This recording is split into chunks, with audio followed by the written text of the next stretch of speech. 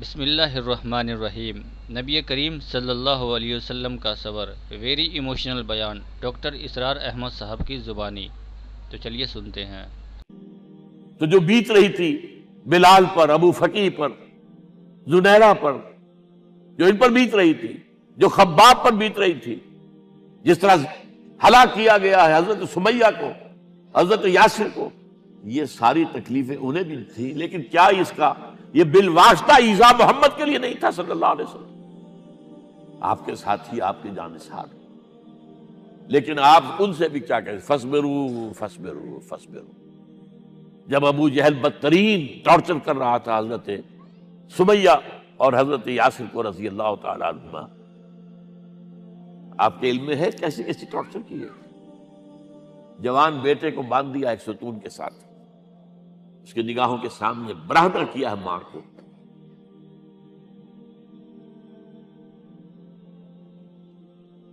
ہاتھ میں ایک مورتی ہے، جب تنگ آ گیا، ستا کر تنگ کر کے مار مار کے حضرت سمیہ ٹس سے مس نہیں ہو رہی، کہتا ہے تم ایک دفعہ کہہ دو سمیہ کہ ہاں اس مورتی میں بھی کچھ ہے، میں تمہیں چھوڑ دوں۔ انہوں نے تھوک دیا، برچھا مارا ہے شرمگاہ کے اندر۔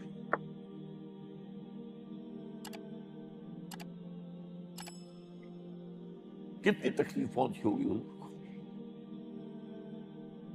لیکن آپ گزر رہے، اصبروا یا آل یاسر فإن موعدکم الجنہ، اے یاسر کے گھر والوں صبر کرو، تمہارے استقبال کی تیاریاں ہو رہی ہیں جنت میں۔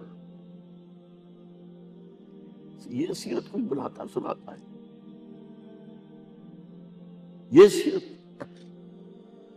یاسر کے ساتھ کیا کیا ہے، 4 اونٹ نر سانڈ، اور ان کے ساتھ رسے باندھ کر ایک رسے سے ان کا ایک بازو باندھا، ایک سے دوسرا بازو، ایک سے ایک ٹانگ، دوسرے سے دوسری ٹانگ، انہیں دوڑایا ہے کہ پرکھتے ہو جیسے قسم کے۔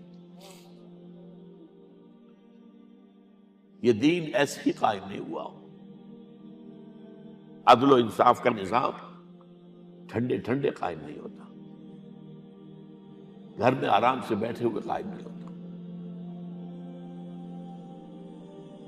اور سنیے، 3 برس شیب بنی ہاشم کے تو قید ہے، 3 برس ٹوٹل بائیکاٹ، ایک گھاٹی، ادھر پہاڑ ادھر پہاڑ، دونوں طرف جو ہے پہرے، کوئی کھانے پینے کی چیز اندر نہیں جائے گی،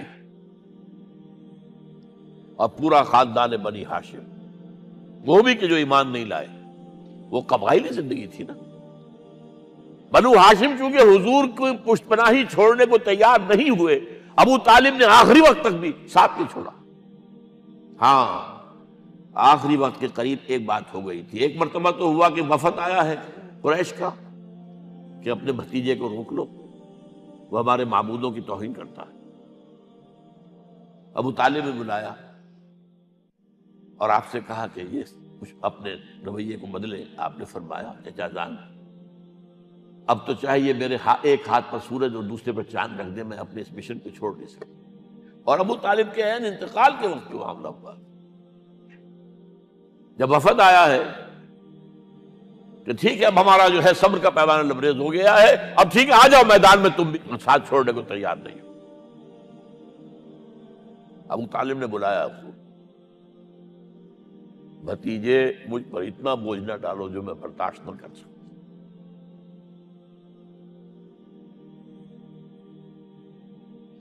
حضور کی آنکھوں میں آنسو آ گئے، چچا جان اب تو یا یہ بات پوری ہوگی یا میں اپنے آپ کو ختم کر دوں، اسی میں ختم ہو جاؤں۔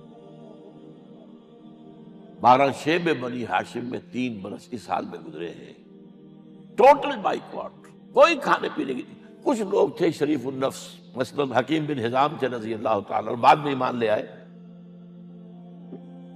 حضرت خدیجہ کے وہ رشتہ دار تھے، وہ پہاڑ پر چڑھ کر ایک طرف سے رات کی تاریکی میں، دونوں دروازے تو بند ہیں، پہاڑ پر چڑھ کر چوٹی سے نیچے اتر کے کوئی چیزیں کھانے پینے کی دے آئے بس صلی اللہ علیہ وسلم. کوئی اور ایک آدھ ہوگا ایسا.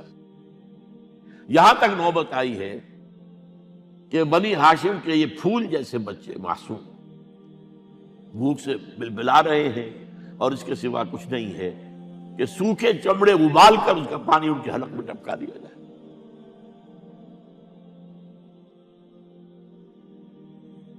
اور جو ہوا وادی طائف میں، جب مکے والوں نے فیصلہ کر لیا کہ آپ قتل کر دو، ابو طالب بھی فوت ہو چکے ہیں، اب کوئی اندیشہ نہیں، کوئی خانہ جنگی شروع نہیں ہوگی، کوئی انٹرا ٹرائبل وار نہیں ہوگی، تو آپ طائف گئے ہیں. شاید وہاں کے 3 سردار تھے بڑے، اور یہ طائف اصل میں قریشی کا سمجھیے کہ یہ ان کا گرمیوں کا یہ صحت افزا مقام تھا. یہ تمام جو سردار تھے مکے کے، ان کی جائیدادیں وہاں تھی، باغات تھے، اور وہاں کے بھی 3 سردار تھے. تو شاید ان میں سے کسی کو اللہ توفیق دے دے. وہاں گئے ہیں اور صرف ایک ساتھ ہے، حضرت زید بن حارثہ. حضرت ابو بکر بھی ساتھ نہیں، سائے کی طرح ساتھ رہنے والا بھی ساتھ نہیں تھا. وہاں جا کر جو آپ نے تینوں سے بات کی ہے، تینوں نے وہ باتیں کہی ہیں جو کلیجے کو چیر جائے. اور اس میں کیا ہو رہا ہے؟ اسٹریٹ ارچنز جو کہلاتے ہیں ہمارے ٹھوکرے گلیوں کے، انہیں اشارہ کر دیا ذرا ان کی خبر لو. اب وہ پتھراؤ کر رہے ہیں. جیسے ہمارے ہاں کوئی آ جاتا ہے، کوئی نیم پاگل یا کوئی اور کسی طرح کا مست قسم کا آدمی، اور اس کے اوپر چھوکرے چاروں طرف ہوں اور ستا رہے ہوں. یہ نقشہ تھا، اور طائف کی گلیاں تھیں، اور محبوب رب العالمین تھے. ادھر سے پتھر آ رہے ہیں تو زید بن حارثہ رکاوٹ بن گئے، لیکن پیچھے سے آ رہے ہیں، وہ کیسے روکیں گے؟ پیچھے جاتے ہیں تو ادھر سے آ رہے ہیں. جسم لہو لہان ہے، خون رس رس کر زخموں سے جوتیوں میں آ کے جم گیا ہے. پھر وہاں سے آپ نکل کر گئے ہیں، ایک باغ میں تھوڑی سی پناہ لی ہے تھوڑی دیر کے لیے. جوتے بڑی مشکل سے اترے ہیں، خون جمع ہوا، اور وہ جو پھر دعا نکلی ہے آپ کے، وہ کلیجے کو چیر جانے والی ہے. اللہم الیک اشکو ضعف قوتی وقلت حیلتی وحوانی علی الناس. اے اللہ تیری جناب میں فریاد لے کر آیا ہوں اپنی قوت کی کمی کا، اپنے وسائل کی کمی کا، اور لوگوں میں جو رسوائی ہو رہی ہے. الی من تکلنی الی بعید یتجہمنی اور الی عدو ملکت امری. مجھے کس کے حوالہ کر دیا ہے؟ مجھے دشمن کے حوالے کر دیا، جو چاہے میرے ساتھ کر گزرے. لیکن پھر مقام عبدیت کا ظہور ہوتا ہے. ان لم یکن علی غضبک فلا ابالی.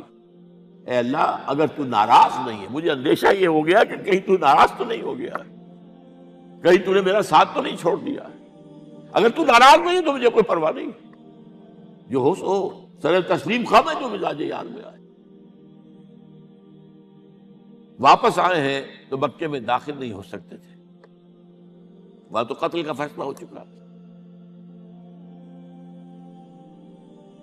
بہرحال یہ چند باتیں میں نے آپ کو بتائی. باقی تو یہ کہ غار ثور ہے کیسی کیسی، اور پھر غزوہ بدر سے پہلے کی رات ہے، اور وہ آپ کا زندگی کا طویل ترین سجدہ ہے. اس میں جہاں تک یہ الفاظ بھی آپ نے کہہ دیا، اللہ اگر کل یہ جو 313 یہاں جمع ہے اگر یہ ختم ہو گئے تو پھر قیامت تک تیرا نام لینے والا کوئی نہیں ہوگا. میں آخری رسول اور میری یہ 15 برس کی کمائی ہے. اس پر کہا حضرت ابو بکر نے، وہ پہرےدار کی حیثیت سے کھڑے تھے، کہ حسبک حسبک حضور بس کیجئے بس کیجئے. بہرحال بدر ہے، احد ہے، زخمی ہوئے ہیں، دندان مبارک شہید ہوئے ہیں، خون اتنا بہا ہے کہ بے ہوش ہو گئے ہیں، اور خبر اڑ گئی ہے کہ آپ شہید ہو گئے. یہ سب کچھ، اور سب سے بڑھ کر حمزہ کی لاش سامنے آئی. کیسی لاش؟ ناک کٹی ہوئی ہے، کان کٹے ہوئے ہیں، پیٹ چاک کر کے کلیجہ چبایا ہوا ہے. کس طرح برداشت کیا ہوگا آپ نے؟ اپنے اوپر طاری کر کے دیکھیں، یہ حمزہ کون ہے؟ چچا ہے. دودھ شریک بھائی ہے، خالہ کا بھائی ہے، ساتھ کا کھیلا ہوا ہمجولی ہے، اور اس کی لاش ہے۔ جو قلب اطہر پر بیت رہی تھی وہ مدینے میں آ کر ایک بڑا ماحول بدلا ہوا تھا، تب وہ بات سامنے آ گئی۔ تو مختلف گھروں سے عورتوں کے بین کرنے کی آوازیں آ رہی تھی، اس لیے کہ اس وقت تک بین کرنا حرام نہیں قرار دیا گیا تھا، ممنوع نہیں تھا۔ آوازیں سن کر حضور کی زبان مبارک سے نکل گیا، اما حمزہ تو فلا بواکی لہو، ہائے حمزہ کے لیے تو کوئی رونے والی بھی نہیں ہے۔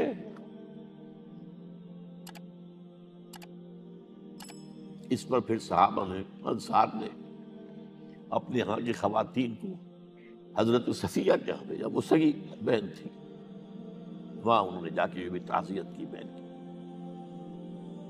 غزوہ احزاب کا آپ نے سن ہی لیا، اسوہ رسول پر نہ معلوم کیا کیا باتیں لوگوں میں مشہور ہو گئی۔ وہ اسوہ کیا تھا؟ جب خندق کھودنے کا فیصلہ ہوا ہے تو خندق کھود رہی ہے، حضور بھی لگے ہوئے ہیں، بھاری بھاری پتھر اٹھا کر کندھے پر لا کر باہر پھینک رہے ہیں، پتھریلی زمین تھی، ایک پتھر کسی سے ٹوٹا نہیں تھا، تو حضور نے جو ہے 3 دفعہ جو اس کے اوپر ضرب لگائی تب ٹوٹا ہے۔ لیکن یہ کہ کئی دن کے فاقے ہو چکے تھے، کھانے کو کچھ نہیں، پورا محاصرہ تھا، 12,000 کا لشکر گھیرے ہوئے، یہاں تک کہ آپ کو معلوم ہے کہ گھروں کے اندر بیت الخلا تو نہیں ہوتے، باہر جاتے تھے قضاء، اس کا کوئی امکان نہیں۔ شدید ترین آزمائش جو ہوئی ہے اس کا نتیجہ ایک طرف یہ نکلا کہ منافقین کا نفاق ان کی زبانوں پر آ گیا۔ قرآن مجید میں ہے یہ انہی آیات میں، ما وعدنا اللہ ورسولہ الا غرورا، ہمیں تو اللہ اور اس کے رسول نے دھوکہ دے کے مروا دیا۔ ہم سے کہا تھا کہ قیصر و کسریٰ کے خزانے تمہارے قدموں میں آئیں گے، اور حال یہ ہے کہ اب رفع حاجت کے لیے باہر نہیں جا سکتے، کھانے کو کچھ نہیں۔